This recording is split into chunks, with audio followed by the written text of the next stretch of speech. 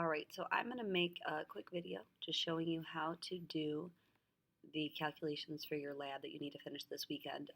This sample calculation is for an aluminum cube, and this was what they found with the digital balance and with the metric ruler. So the first thing I'm going to do is find density. Density is mass divided by volume. This is my mass right here, and that's my volume. So I'm going to do 45.28 grams divided by 15.125. The calculator gives me 2.99 and some other numbers, but if you think about significant figures, our first number up here has 4 significant figures, our bottom number has 5, so we always take the smaller amount, which should be 4, which is why I rounded it to 2.994. To get our unit, the mass was in grams, the volume was in cubic centimeters, so our unit is grams per cubic centimeter.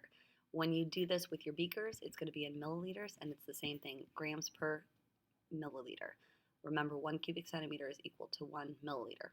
After you find the density, you're going to have to do the percent error, and I would suggest putting all of your work down and maybe not doing it all in the chart because it's going to be very small. So for percent error, our formula is the absolute value of the true value minus your experimental value, or the accepted minus the measure, divided by that accepted or true value times 100. If you forget absolute value, it just means that you're going to end up making that number positive because absolute value is the distance from 0 on the number line. So we're going to put in our numbers. For aluminum, the true density is 2.7 grams per cubic centimeter. I'm putting down what we had and dividing it by the true times 100.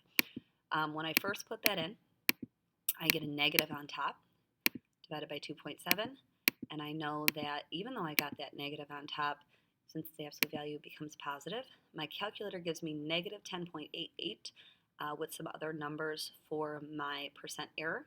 But I got to think sig figs again. 3 digits in the first one, 2 in the second, so my answer can only have 2. So I have to round this to negative 11, or excuse me, just 11, because we took out the negative when we did absolute value. 11% error is what we would come up with here.